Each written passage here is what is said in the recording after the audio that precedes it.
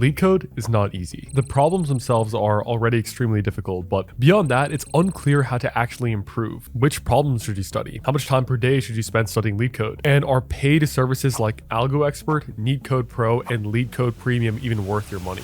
Hey crew, welcome aboard. My name is Aman. I'm a former software engineer who's worked at companies like Amazon and Shopify. And in this video, I'm going to break down 4 strategies that I use to go from not being able to solve LeetCode easies like 2sum, all the way to being able to solve most mediums and even some hards. These techniques help me get internships at companies like Amazon and Shopify, and finally a full-time 6-figure software engineering job. Watch till the end of this video if you truly want to get good at LeetCode.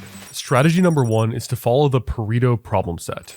Now, LeetCode has over 3,000 problems, with new problems getting added all of the time. How do you know which problems to solve? It's extremely overwhelming to just look at LeetCode.com and see the thousands of options that are out there. And I know so many students, me included, who get an immediate wave of anxiety when doing this. I'm going to give you a special list, a subset of a subset, that will give you the most bang for your buck when solving LeetCode problems. I call this list the Pareto problem set. Remember that name. But before we get to the Pareto problem set, I'm going to discuss the 3 other lists that are out there. We have the Blind 75, the LeetCode 150, and the High Frequency Company list. First, the Blind 75. The Blind 75 is this ultimate list of 75 LeetCode problems that was created by a meta software engineer a few years ago. It's probably the most popular list out there of LeetCode problems, and it's definitely a great place to start when you're trying to get better at LeetCode. Now, the LeetCode 150 is an extension of the Blind 75. LeetCode is this amazing YouTuber who has tons of LeetCode solutions on his YouTube channel, and he's gone through and doubled the list. He's added a bunch of other important problems to the Blind 75, and you can access all of those problems at LeetCode.io. That's where you'll find the LeetCode 150. So what's so special about the LeetCode 150? Why do I think it's one of the best lists out there? Well, first of all, it's curated by LeetCode, and he's a LeetCode expert, so that's already like a stamp of approval right there. But beyond that, LeetCode has video solutions to every single problem in the LeetCode 150. And that's important because LeetCode solutions are worlds better than any other solutions you'll find online. Even the solutions that are provided on LeetCode.com. Those are not as good as LeetCode solutions. I found that when I look at his video solutions, I have a far easier time understanding the problem than if I look at any other written solution online. These problems are also the best problems that cover the most common patterns that show up on coding interviews. So what's the only downside of the LeetCode 150? Well, it's 150 problems. And that's a lot for most people. Most students simply will not have the ability to work through all 150 LeetCode problems and understand all of them. And even if you do that, it's very difficult to know where to start. Do you just follow his exact roadmap? Do you start from the beginning and go all the way down to 150? There is some ambiguity there, which is why I feel like the LeetCode 150 should be broken up a bit. But before we do that, let's talk about the High Frequency Company list. The high frequency lists are curated by LeetCode, and you can go to LeetCode.com and just see any of the high frequency lists that are there. Now, these high frequency lists are company specific, so you'll have an Amazon, a Google, a Facebook company list. And the pros of these high frequency lists are that if you're preparing for a specific company, say you have an Amazon interview coming up, it's super helpful just to go through these because these are the problems that will actually show up in the interview. But the downside of the high frequency lists is that they're not separated by role. So if you're interviewing for an internship or a new grad position, you might get problems that are for senior engineers in this list. There's no distinction as to whether it's an entry level or a tech lead or a principal interview question. And that can be extremely overwhelming if you're a college student looking at these LeetCode hards that are on this high frequency list. So what's the solution here? We have 3 different lists. How do you actually navigate these 3 lists and know which problems to solve? The key here is to solve and repeat the high ROI LeetCode problems. By high ROI, I mean the 80-20 or Pareto problems. What is the 80-20 principle? Well, the 80-20 principle is created by this guy named Pareto. And the concept behind it is that 20% of the inputs create 80% of the results. It's less about the exact numbers of 20 and 80, and it's more about the idea that a small proportion of the inputs create the majority of the outputs. And you'll see this everywhere. A small percentage of people in this country control the majority of the wealth. Another example would be in a group project, maybe you'll have 5 people working together. Usually 1 or 2 people in the group end up doing the majority of the work for the project. It's not evenly distributed. Companies are the same. You'll have 1 out of 10 of the engineers, which is like a 10x engineer, and that engineer will do 10 times the work of everyone else, which will probably contribute 60, 70% of the results for that company. And LeetCode is no different. There's a small subset of LeetCode problems that give you the majority of the results when it comes to coding interviews. And this website, AlgoMonster, did this massive study where they analyzed tons and tons of coding interviews. And they found out that there are a few topics that provide the most bang for your buck. These are the 80-20 topics, the Pareto problems. Look at this pie chart. Take a screenshot of this right now. You'll see clearly that there are a few topics would take up the majority of the chart.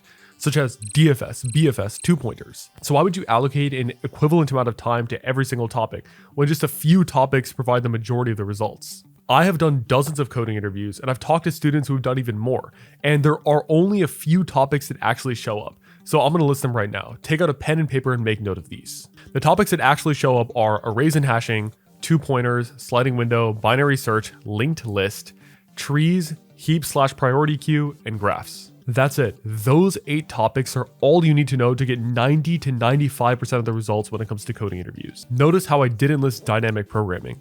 I didn't list math and geometry. I didn't list tries. These are additional topics that, while they're nice to know, they're not essential. So I wouldn't recommend even starting with that. And the problem with the LeetCode 150 is that they have all these additional extra topics that you simply don't need to know. The Pareto problem set dictates that if you just focus on these 8 topics, the subset of the LeetCode 150 that falls in these 8 topics, you will get 90 to 95% of the results when it comes to coding interviews. I've actually gone ahead and created a 1-pager free PDF guide that summarizes these 8 topics into one Pareto problem set.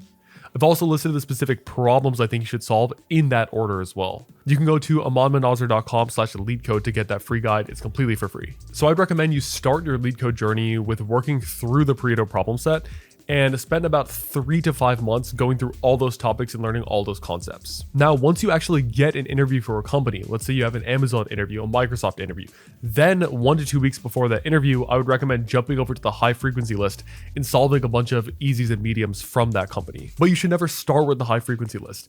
The high frequency list is something that you jump to when you have an interview coming up, not something that you routinely practice from. Okay, now that you know which topics to study for LeetCode, you follow the Pareto problem set, should you practice on easy, mediums, or hards? And this is very contentious in the computer science major community. LeetCode divides their problems into 3 levels of difficulty. You have easies, which are green, mediums, which are yellow, and hards, which are red. And if you're normally a high achieving student, in your mind you might think, oh, like I'm gonna start with the mediums and just jump straight to the hards, right? I'm a straight A student. I should be able to do the hards, right? But if you try to do that, you're gonna get slapped in the face.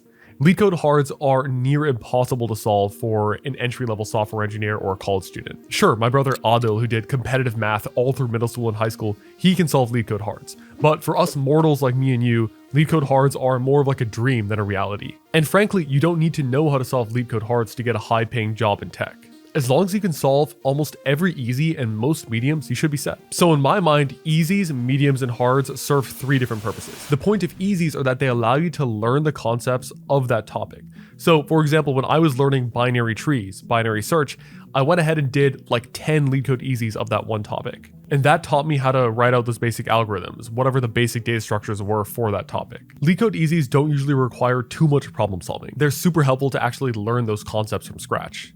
And then when you're ready to actually stretch and test your problem solving skills, throw some challenge into it, that's when you solve LeetCode mediums. Because LeetCode mediums are what actually show up in the coding interview. In my mind, 30% of your time should be on LeetCode easies, 60% of your time should be on LeetCode mediums, and then maybe an extra 5 to 10% on LeetCode hards.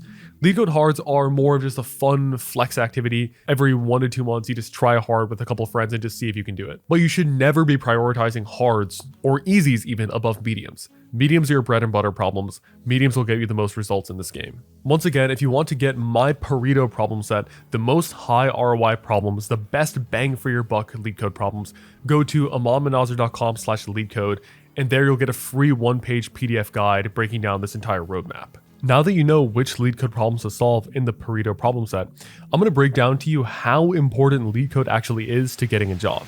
Strategy number 2 is to understand the simple fact that LeetCode should be one of the most important things in your entire life, at least at this stage. Now, that might sound extreme, but let me explain. So many people ask me what's the point of getting good at LeetCode. People are like, it's useless. You don't even use LeetCode when you're a software engineer, so what the hell is the point of studying?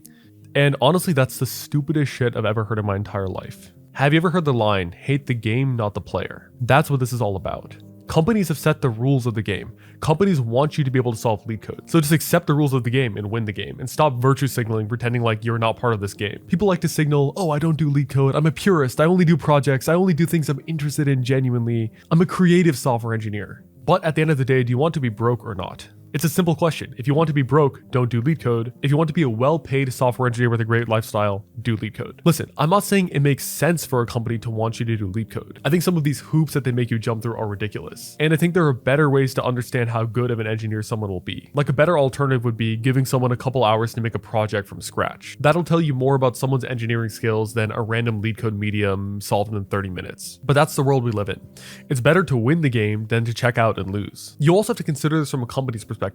Companies like Google, Microsoft, Apple, they get tens of thousands of applications. They simply have no way of filtering people down other than through automated online applications or OAs. Really, you need to think of coding interviews as a domain-specific IQ test. It's the same thing as the ACT or the SAT. Are tests like the ACT or the SAT perfect? Definitely not. But there's a difference between someone who can score a 24 and a 34 on the ACT.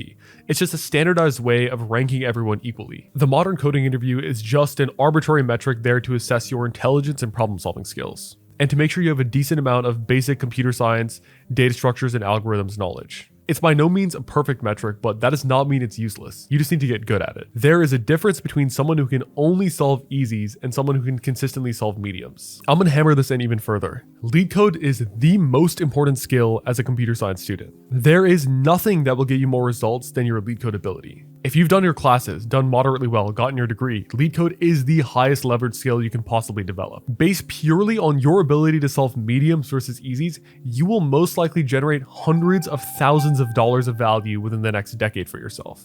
Being able to solve LeetCode mediums is like being able to shoot three-pointers consistently in a basketball game. Think about it. Steph Curry revolutionized basketball by being able to consistently shoot three-pointers. Becoming amazing at LeetCode will make you stand out in the job market just like that. And you don't need to be as good as Steph Curry at coding interviews, okay? If you can just solve mediums consistently, you will get the majority of the results. Honestly, this industry is so refreshing. It's refreshing to know that one technical skill will get you so much results. Now that you have your problem selected, the Pareto problem set, you know the importance of LeetCode, you need to use the Goldilocks strategy when approaching your problems. That's technique number 3.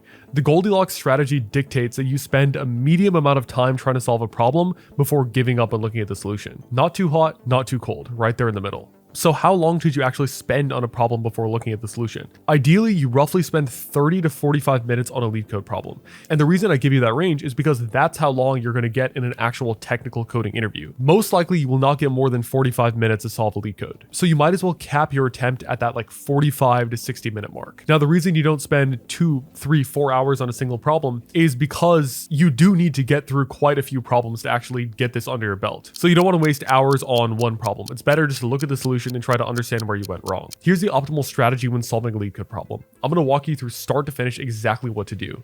And I'm going to use two-sum as an example. Two-sum is LeetCode number 1. It's considered one of the easiest problems on LeetCode. And if you haven't solved two-sum yet, I would recommend just pausing this video and doing that before even watching the rest of this. Solving two-sum is kind of like shooting your first basketball and making it. The optimal strategy for solving coding problems is called the P-BOY approach. That's PBOI. It's an acronym. It's an acronym I use to remember the exact steps that I use to solve coding interview problems. Let's start with P. P means pen and paper. Pen and paper indicates that you should try to solve the problem by hand, as a human would. Before I explain pen and paper, I'm just going to read out the definition of two-sum. Given an array of integers nums and an integer target, return indices of the two numbers such that they add up to target. Basically, we have a target and we just need to find out which two numbers add up to the target and just return those indices. So my first step, pen and paper, would be looking at this and trying to think about how I solve it in my head. So this first example is 2, 7, 11, and 15, right? And the target is 9. Immediately, my brain starts to identify 2, 7, 11, and see which numbers add up to 9.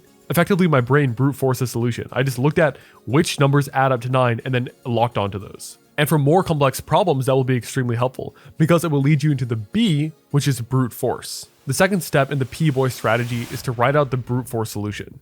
There's no exact definition as to what a brute force algorithm is, but it's the version of the problem where you go through every single case and check whether those cases fit the problem. So for two-sum, brute force would mean I would sum every single index and see whether it actually adds up to the target. And then the one that adds up to the target, I would just return that. Brute force will be the first step in your journey in being able to solve these coding interview problems. It'll probably be the first thing you think about when looking at the problem. So it's important to pay attention to that. So what I would recommend doing is first starting with pen and paper, like thinking about how does my brain solve it. That'll lead you into brute force, because usually your brain brute forces these problems. I would also recommend writing down the time and space complexity of the brute force algorithm. In this case, it's O of n squared. Now after that, we have O in the P-boy strategy.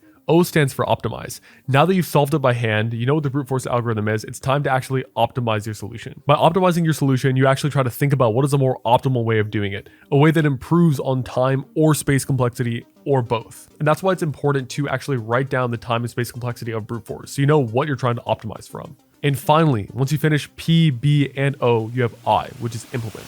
Implement means coding up the optimal solution. Now, I didn't actually say code anything up until I. And this is a mistake people make. They think that they have to code something up before actually thinking about what the optimal solution is. But what I would recommend you do is start with pen and paper, write out brute force, write out optimal, and don't code anything up until you're solid on your strategy for all three and time and space complexity of brute force and optimal. Now, when you code it up, you ideally use Python. Python is the best language for coding interviews because it's very simple to pick up and learn. And more specifically, it's very fast to write solutions in.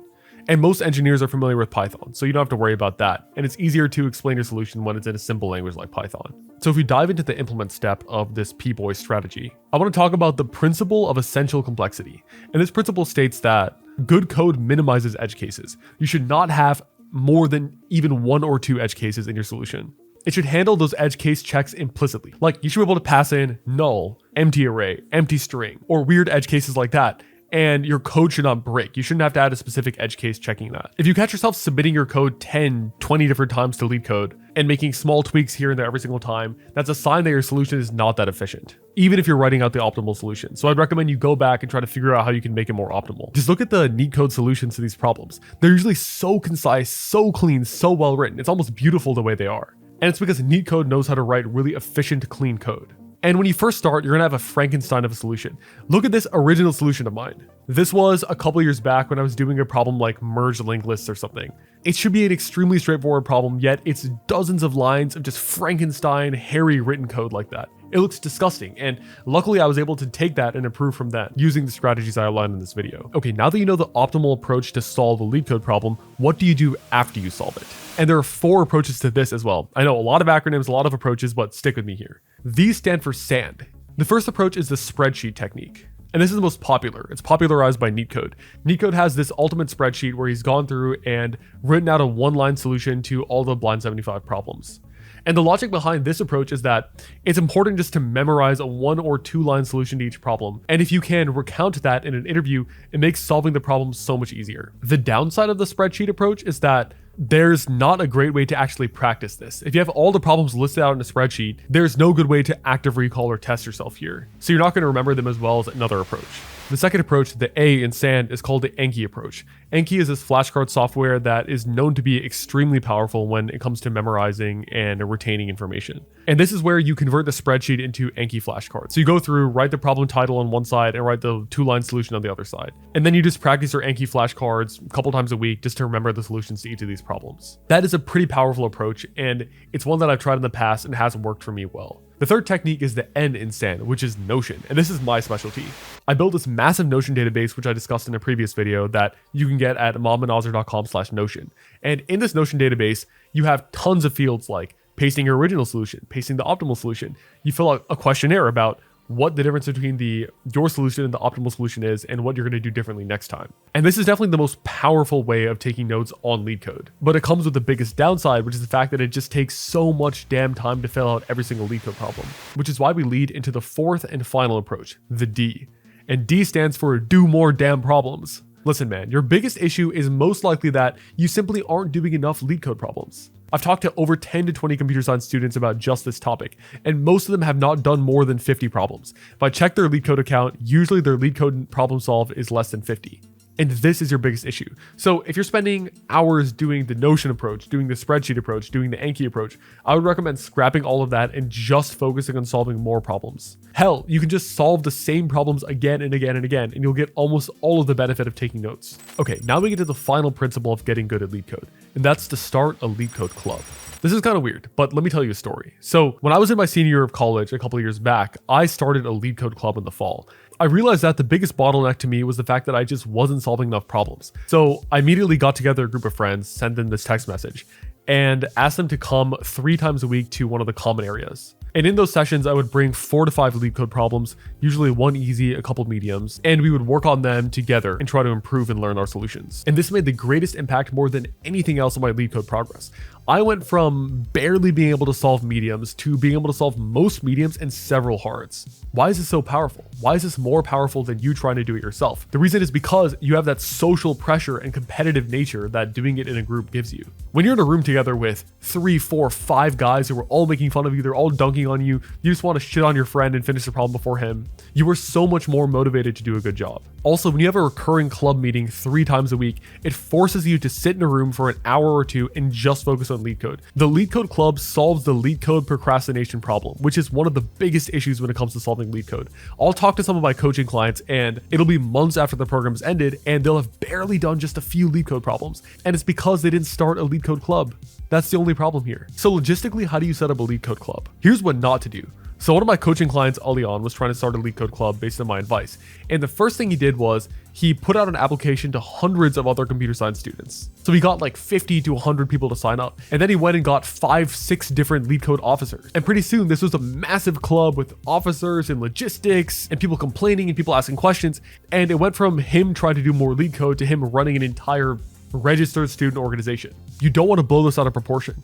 I would recommend restricting it to 5 to 6 people and making those people your close friends, people you can trust to actually show up and do a good job. Ideally, these people are around your same level at LeetCode. So maybe they've taken data structures, algorithms, and they're also in the recruiting grind. So they're trying to learn how to solve mediums. But even if one of them is slightly worse, one of them is slightly better, it's not a big deal. Here's a text that you can send your friends that I'm putting on screen right now. Take a screenshot of this. This is an action item that you can do right now today to start your LeetCode Club. Just send this to 3 to 4 of your friends and see what happens. Now, where do you actually do the LeetCode Club? Well, I would recommend just finding some random study space on campus, whether it's a college, a library, an empty lecture hall, a study room, etc. It doesn't really matter. The goal is to make this as simple as possible and just to have more meetings. Now, the ideal cadence of a LeetCode Club is 3 times a week for 90 minutes. That's a sweet spot right there. And you want to bring about 4 to 5 problems to these meetings. And ideally, those are problems from the Pareto problem set.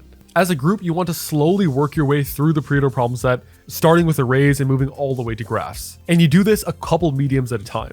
Now, even if you're bringing 4 to 5 mediums, you're probably not going to solve all of those. You'll probably end up solving maybe 2 of those mediums with everyone together. But it gives you something to bring next time, and if someone finishes early, they have some extra problems to study. And finally, you'll want to spend 20 minutes solving the problem on your own before solving as a group for 20 minutes. So let's say you have 3 LeetCode meetings per week, and you're consistently solving 2 LeetCode problems per meeting. That's 6 mediums a week. And if you do this for a whole semester, that's 12 weeks. That's 6 times 12. That's 72 LeetCode mediums in a semester. Solved in a group context so you actually understand the solutions and you've learned it. Dude, if you did 72 LeetCode mediums, fully understood the solutions, spread out over time, and did them from the Pareto problem set, you would have a high-paying tech job. There's no way that it's not going to happen.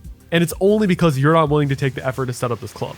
Remember to get my free Pareto problem set LeetCode roadmap at amalmanazar.com/LeetCode or this link right here. And if you guys enjoyed this video, you might also like this video over here, which is exactly how to build your software engineering resume.